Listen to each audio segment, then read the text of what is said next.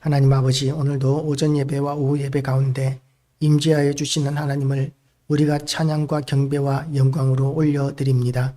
하나님께서 이 시간도 우리의 예배 가운데 임재하시는 그 영광으로 우리를 덮으시고 우리에게 임재하셔서 우리가 하나님을 만난 기쁨과 감격이 넘치게 하시고 은혜가 넘치게 하여 주시고 또한 하나님의 말씀을 선포하는 무익한 종에게 하나님께서 간섭하심으로 인하여 온전하신 하나님의 말씀만 선포할 수 있도록 도우시기를 간절히 원합니다. 전능하신 하나님으로 인하여 오늘도 우리가 싸워야 하는 모든 영적 싸움에서 승리하며 우리가 감당해야 하는 모든 일들 가운데서 능히 감당하게 하시고 우리가 이루어야 할 일들을 이루어 나가게 하여 주시옵시며 이번 한 주간을 통해서도 우리가 모든 시간들이 하나님 앞에 드려지는 거룩한 산 제사가 되게 하여 주시옵시고 우리의 모든 삶이 하나님 앞에 드려지는 제물이 되게 하여 주시옵소서. 모든 영광 하나님께 돌려드리오며 예수 그리스도 이름으로 기도드리옵나이다. 아멘. 엘리사의 기적 사역 이야기가 계속되고 있습니다. 엘리사의 시대, 아람 왕 벤하닷이 계속해서 이스라엘을 괴롭게 하고 힘들게 하다가 그렇게 막강한 군사력과 권력을 가지고 있던 벤하닷도 병이 들었습니다. 이스라엘을 그렇게 괴롭히던 그 아람 나라의 왕, 지금으로 치면 시리아이죠. 시리아는 그때 당시에는 굉장한 강대국이었고 물론 지금도 중동 지역에서는 강한 나라에 들어가고 있습니다. 우리가 아랍어라고 이렇게 이야기하고 아랍 사람들이라고 이렇게 이야기할 때 그 아랍이 바로 아람, 지금으로 치면 시리아를 의미하는 것이죠. 그러니까 상당히 강한 나라, 그때 당시에는 상당히 강한 나라, 강대국이었다는 것을 우리가 알 수 있습니다. 엘리사가 다메섹에 갔을 때에 아람 왕 벤하닷이 병들었더니 왕에게 들리기를 이르되 하나님의 사람이 여기 있나이다 하니 그렇게 막강한 권력을 가지고 있던 벤하닷 왕도 결국은 병들어 죽게 되었습니다. 우리가 아무리 이 세상에서 많은 부를 가지고 있고 권력을 가지고 있다 할지라도 생사화목에서 우리의 모든 흉사, 화복 이런 모든 것들을 다 하나님의 손 안에서 벗어날 수 없습니다.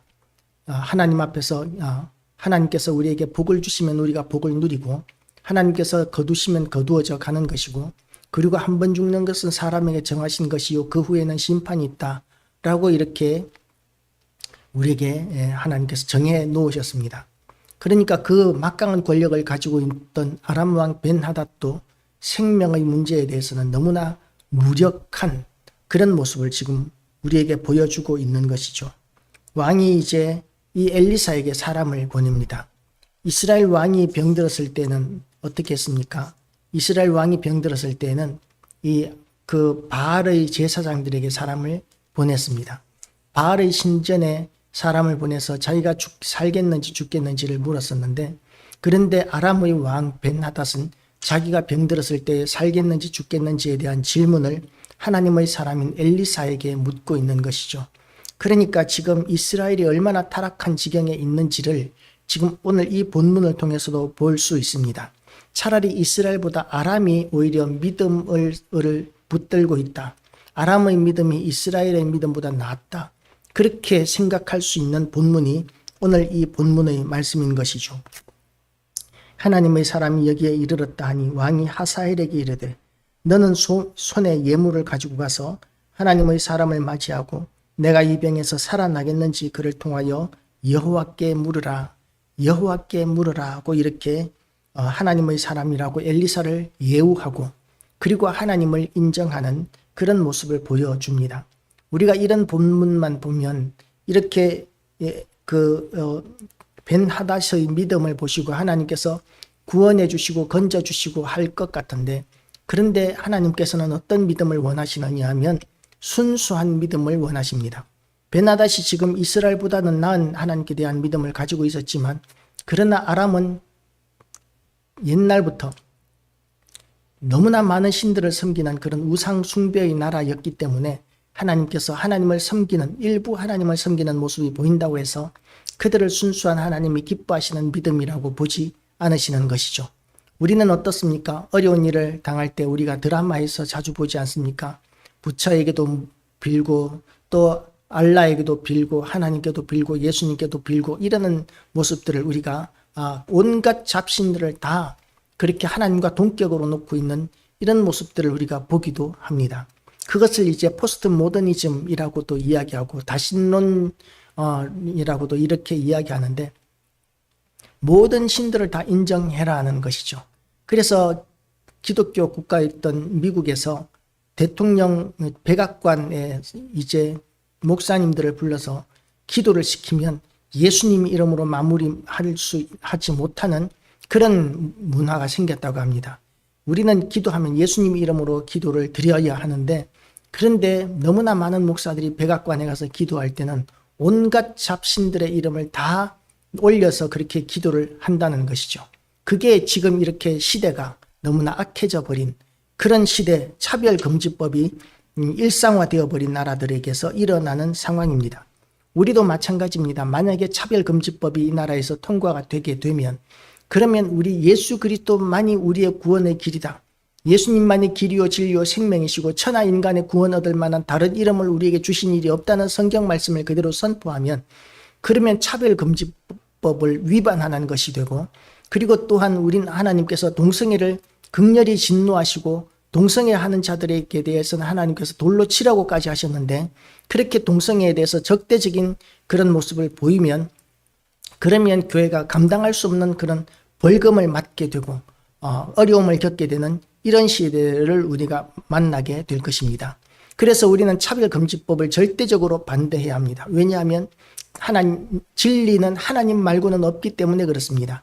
하나님만이 유일하신 진리이고 예수 그리스도만이 유일하신 진리인데 그런데 그것을 온 세상의 다른 모든 것들과 동격으로 놓는 것은 하나님께 대한 신성모독입니다. 아람 왕 벤하닷은 지금 아쉬우니까 하나님의 사람에게 사람을 보내서 하나님께 물어보라고 이야기하고 있지만 그러나 아람 왕의 신앙의 결정적인 문제는 다른 온갖 잡신들과 여호와 하나님을 동격으로 놓고 있다는 점에서 그 신앙은 온전한 신앙이 될 수 없고 그래서 하나님의 은혜를 누리지 못하고 있는 것이죠.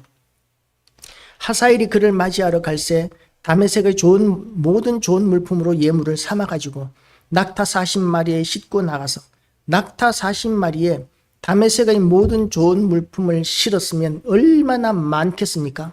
얼마나 많은 재산을 이렇게 질문 하나 하려고 이렇게 엘리사에게 가지고 왔다는 것이죠.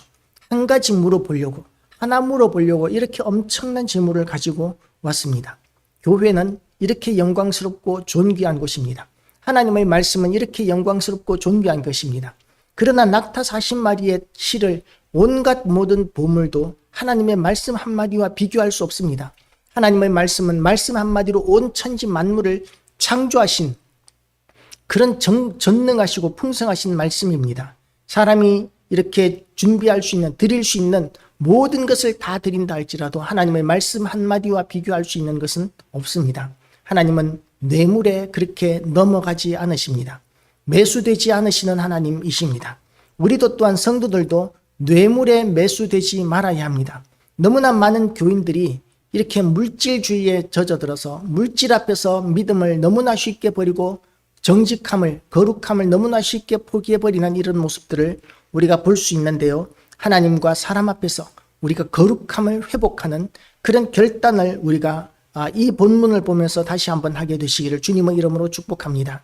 하나님의 말씀은 이 낙타 40마리에 실려있는 이 온갖 좋은 물품들보다도 훨씬 더 영광스럽고 거룩한 것이고 훨씬 더 귀한 것입니다. 그것을 하나님께서는 우리에게 주셨습니다. 우리는 이것을 사용할 수 있습니다.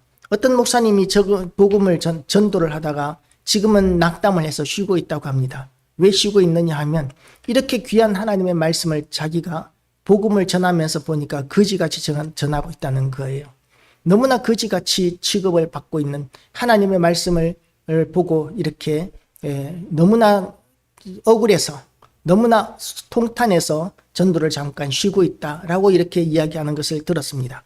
하나님의 말씀은 너무나 영광스럽고 존귀한 말씀입니다. 이 영광스럽고 존귀한 말씀을 하나님께서 우리에게 주셨기 때문에 우리는 이 좋은 말씀을 세상 가운데 전파해야 하는데 세상은 알아보지도 못하고 그리고 또한 받아들이지도 않습니다. 그러면 우리가 어떻게 해야 하느냐 하면 하나님께서는 그 귀한 하나님의 말씀이라 할지라도 한 사람 온 천하보다도 귀한 한 영혼을 건지기 위하여 우리가 힘써 전하라고 우리에게 말씀하고 계십니다. 온 천하보다도 귀한 한 영혼을 위해서 하나님의 귀한 말씀을 우리에게 주셨습니다. 우리는 이 말씀을 선포할 사명을 받은 자로서 충성을 다하기로 결단하는 이날 되시기를 축복합니다. 베나다시 나를 당신에게 보내 이르되 너희 이 병이 낫겠나이까 하더이다 하니, 지금 여기서 당신의 아들 아람 왕 벤하닷이라고 엘리사 앞에서 이렇게 이야기하고 있습니다. 왕조차도 하나님의 사람 앞에서는 그냥 아들뻘 되는, 자식뻘 되는 그야말로 보잘것없는 존재로 이렇게 낮추어야 하는 것이죠. 이것이 하나님의 사람과 세상 사람들과의 차이입니다. 하나님께서는 온 천하보다도 하나님의 사람을 더 귀하게 여기십니다. 우리가 얼마나 영광스럽고 존귀한 사람인지 모릅니다. 우리는 세상의 구원이고 우리는 세상의 빛이고 소금입니다. 하나님께서 우리를 그렇게 세우셨습니다. 세상은, 하나님을 알지 못하는 세상은 아무런 값어치가 없는 것들이지만 그러나 그들이 하나님 앞에 돌아올 때 우리는 온 천하보다도 귀한 생명을 얻게 되고 또한 상급을 얻게 될 것입니다. 우리가 맡은 말씀이 이렇게 귀한 말씀이라는 것을 다시 한 번 더 인식하고 잘 사용하기를 결단하시기를 축복합니다. 엘리사가 이르되 너는 가서 그에게 말하기를 왕이 반드시 나으리라 하라. 그러나 여호와께서 그가 반드시 죽으리라고 내게 알게 하셨느니라 하고, 그러면서 지금 뭘 예언하고 있느냐 하면 이 벤하닷을 이어서 하사엘이 왕이 될 것이라는 것을 예언하고 있는 것이죠. 하사엘이 왕이 되면 어떤 일이 일어납니까? 벤하닷도 이스라엘을 얼마나 힘들게 하고 고통스럽게 했는지 모릅니다. 그런데 하사엘이 왕이 되면 하사엘이 이스라엘을 훨씬 더 어렵게 하고 힘들게 할 것이라는 것을 지금 엘리사가 알고 있는 것이죠. 하나님께서 모르시겠습니까? 하나님께서도 다 알고 계십니다. 그런데도 불구하고 하사엘을 하나님께서 왕으로 세우시는 이유가 무엇입니까? 이스라엘이 그만큼 죄악 가운데 있기 때문에 그렇습니다. 하사엘이 행할 악한 일들이 다 이스라엘에게 있어서는 인과 응부, 심은 대로 거두는 것이다 라고 이렇게 볼 수 있는 것이죠. 우리가 하나님의 진노 아래 있어야 되겠습니까? 우리는 거룩함을 회복해야 합니다. 언젠가 어떤 연세 드신 목사님과 이야기를 하다가 목사님들은 거룩해야 하지 않습니까? 라고 이렇게 정직해야 하지 않겠습니까? 라고 이렇게 이야기를 했더니 거짓말 정도야 어떻게 그거 가지고 치리할 수는 없지 라고 이렇게 이야기를 하시더라고요. 거짓말 정도야. 목사들조차도 거짓말 정도야 라고 이렇게 이야기해서는 하나님의 진노를 벗어날 수가 없습니다. 하나님의 복을 받기 위해서는 거룩함을 회복해야 하고 정직함을 회복해야 하고 우리는 진실해야만 합니다.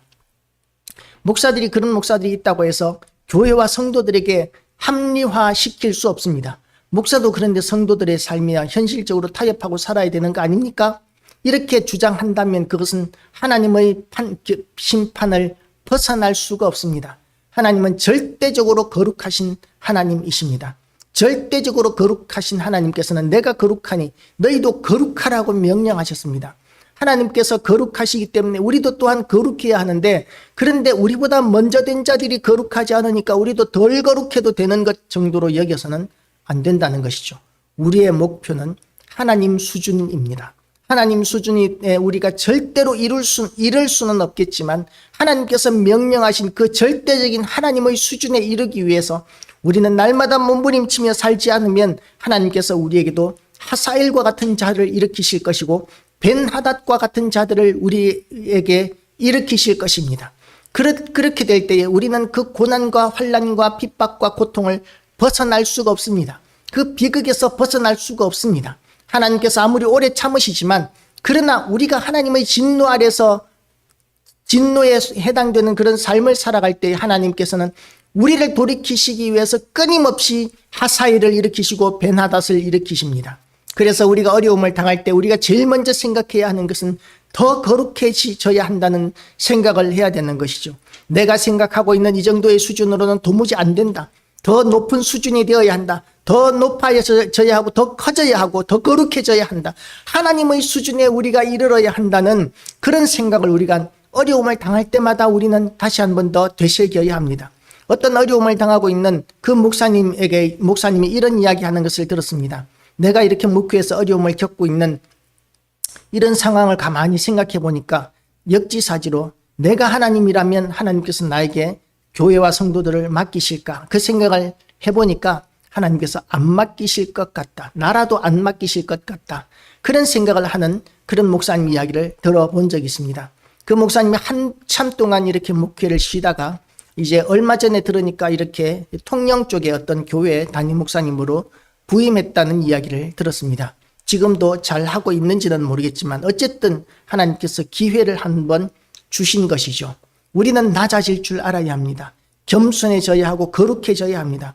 그렇지 않으면 하나님께서는 하사엘을 끊임없이 일으키실 것이고 벤하닷을 끊임없이 일으키셔서 우리에게는 끊임없이 비극이 일어나고 고통이 일어나고 실패가 일어나게 될 것입니다. 하나님께서 말씀하신 것은 그대로 이루어집니다. 하나님의 말씀은 두려운 말씀입니다. 너무나 귀한 말씀이고 은혜의 말씀이고 생명의 말씀이기는 하지만 그러나 또한 하나님을 거역하는 자들, 하나님을 대적하는 자들, 하나님을 떠나간 자들, 믿음 말씀대로 살지 않는 그런 성도들에게 대해서는 너무나 두려운 말씀으로 다가올 수 있다는 것을 우리가 명심해야 합니다.